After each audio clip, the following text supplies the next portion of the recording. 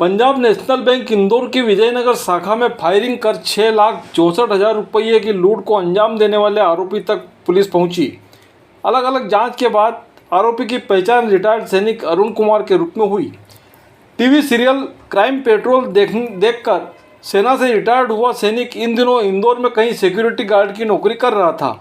कल शाम करीब 4:30 बजे रेनकोट पहने मास्क लगाकर बंदूकधारी बदमाश ने जैसे ही बैंक की स्कीम नंबर 54 शाखा में प्रवेश किया और कैश काउंटर पर 315 बोर की बंदूक से फायर करते हुए काउंटर का कांच फूट गया और कर्मचारी को धमकाते हुए बैग में करीब 6,64,000 से अधिक की राशि लेकर बाहर निकला और हरे रंग की आई स्मार्ट बाइक लेकर फरार हो गया।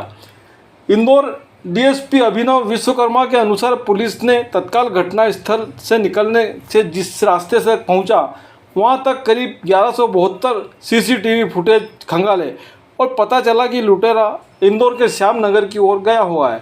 पुलिस ने रात को ही उस इलाके में डेरा डाल दिया तथा छानबीन के बाद एक मकान के बाहर खड़ी वही बाइक नजर आने पर जानकारी मिली कि बाइक अरुण कुमार नामक व्यक्ति की है जो सेना से रिटायर्ड सैनिक है। आज सुबह 4:30 बजे पुलिस ने अरुण के घर छापामार कार्रवाई की। तब वहां से पुलिस ने 3 लाख रुपये बरामद करने के बाद सामने आई है और अरुण के फरार बताया गया।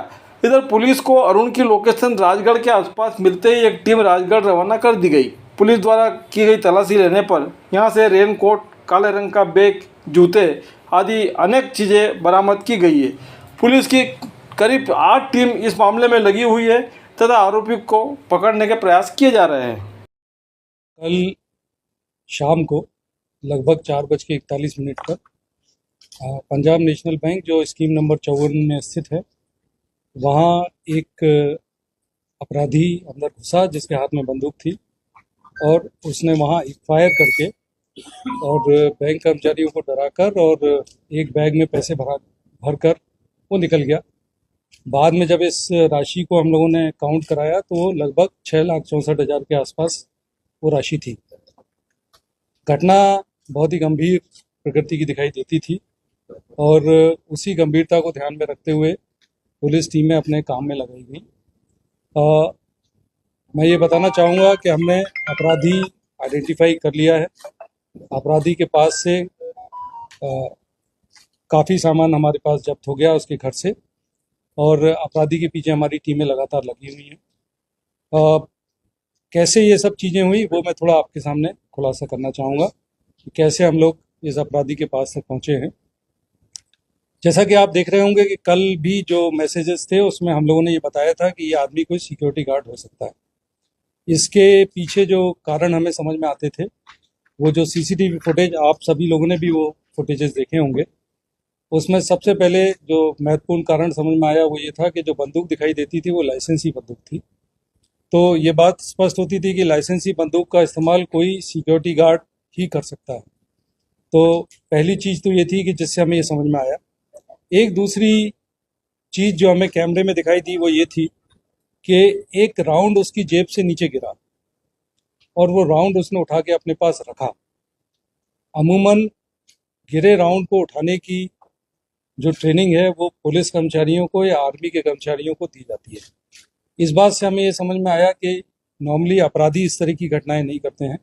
अगर किसी कारतूस को कोई उठाने की कार्रवाई कर रहा है तो वो कहीं ना कहीं पुलिस या आर्मी का बैकग्राउंड इसमें शामिल होना चाहिए। तीसरी चीज़ हमें तब कंफर्म हुई कि ये कोई सिक्योरिटी गार्ड ही है जब हमें ये समझ में आया कि इसमें अपराधी सिर्फ एक ही है।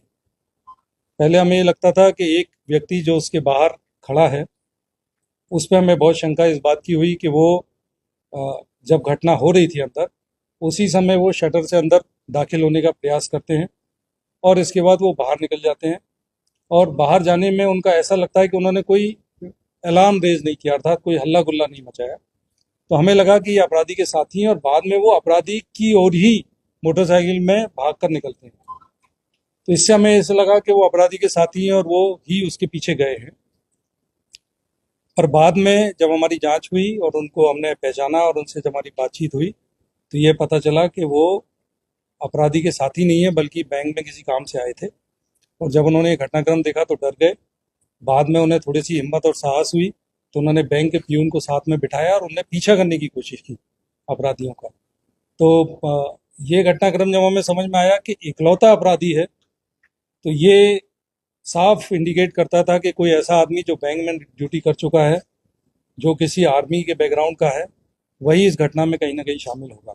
कैमरे में चेहरा भी दिखाई दिया। आपने देखा होगा कि वो बीच में मास्क लगाए थे, बाद में इन्हें एक जगह कैमरे में चेहरा भी दिखाई दे गया और गाड़ी का कलर भी इन्हें बहुत क्लियर हो गया कि गाड़ी ग्रीन रंग की है। अब इनके पास ये टास्क था कि ग्रीन रंग की गाड़ी उस इलाके में कहाँ पार्क्ड है। तो एक पूरी तैयारी इन लोगों ने कॉम्बिंग गश्त टाइप की, जिसमें कि पूरी टीम ने उस इलाके में कोई गाड़ी तो पार्क नहीं है, और पुलिस इस मामले में थोड़ी सौभाग्यशाली रही कि एक घर के बाहर उन्हें वही गाड़ी पार्क की हुई। जिस इलाके के पास का कैमरा इन्हें देखने के लिए मिला था, उसके पास इन्हें वो गाड़ी खड़ी दिखाई दी, और इसके बाद हमारी कार्रवाई आगे बढ़ी है।